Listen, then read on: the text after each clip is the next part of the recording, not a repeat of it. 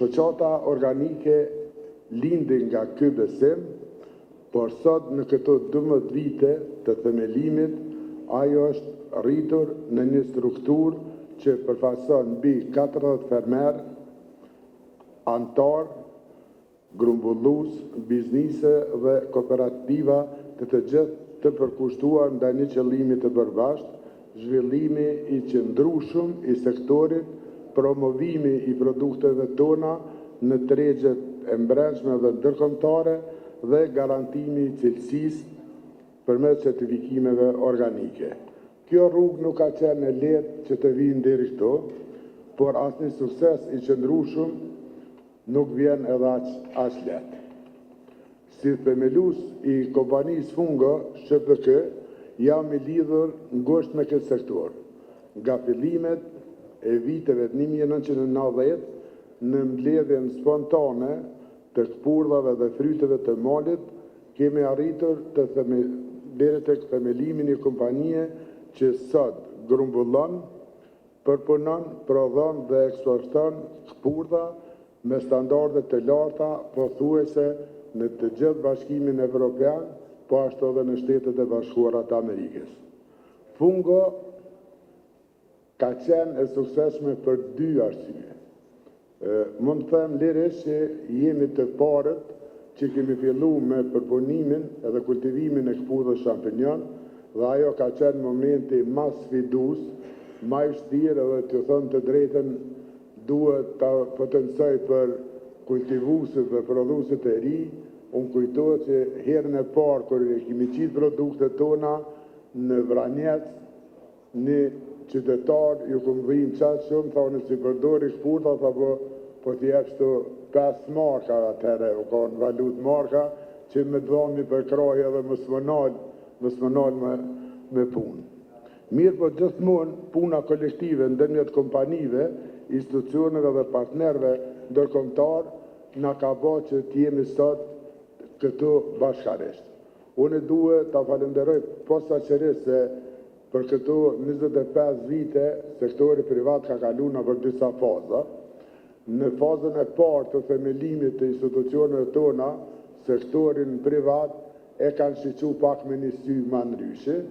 Këta e thonë se ku pas fatin që t'jem edhe pak sektorin publik një 8 muaj të punoj edhe në sektorin privat. Për mua sektori privat dallon nga sektori publik për një arsye se të sektori publik njerëzit jo të gjithë, po njerëzit mendojnë që çfarë ditë që të përfundojnë studimet, çfarë ditë e kanë përfunduar dijen edhe gjithë aspektin dhe ata do ta qesin atë dijen e tyre, ndërsa të sektori privat, pavarësisht individëve janë të futën drejt për drejt në sektor prodhimit apo kontribuojnë në mënyra të ndryshme si zotëri Paternagaci, drejtor, ata fillojnë pas përfundimit të shkollimit e shohin veten që për çdo ditë është një sfidë e re, një vështirësi e re dhe për marrëdhjet e rezultatit, besoj që shumë herë u dashur mërdzue, po sa herë i mirëdzue, i mique edhe më mirë. Pra, në emën të shoqatës organike ju falenderoj për pjesëmarrjen tuaj dhe për mbështetjen që i keni dhënë këtij sektori ndër vite, kryeministe. Por kjo punë nuk do të kishte kuptim pa një bashkëpunim me institucionet, edhe ato për përmendje një herë, është kënaqësi që sot nëse dikur ka qenë shumë vështirësi mu taku me ministrin, me institucionet, sot është hera e dytë që bëjmë konferencën, edhe konferencën e dytë që na ka nderu pa mos ministri i bujqësisë, e treta ministri e zovallit. Edhe kjo tregon vetë që sektori vetëm do të vullnet dhe do të më që përbas se nuk mungon ky partneritet midis institucioneve dhe sektorit privat. Për mua është kënaqësi të jem edhe një herë pjesë e konferencës për bujqësi organike, kësaj radhe në edicionin e saj të tretë, një mundësi e shkëlqyer për të prezantuar rezultatet që po i shkruajmë bashkë me partnerë ndërkombëtar dhe me kompanitë vendore dhe fermerë të përkushtuar. Gjatë këtij mandati që e kemi lënë pas, bujqësia organike ka krijuar mbi 2000 vende të reja të punës, duke kontribuar drejt për drejt në rritjen e të ardhurave dhe mirëqenien e komunitetit rural në veçanti.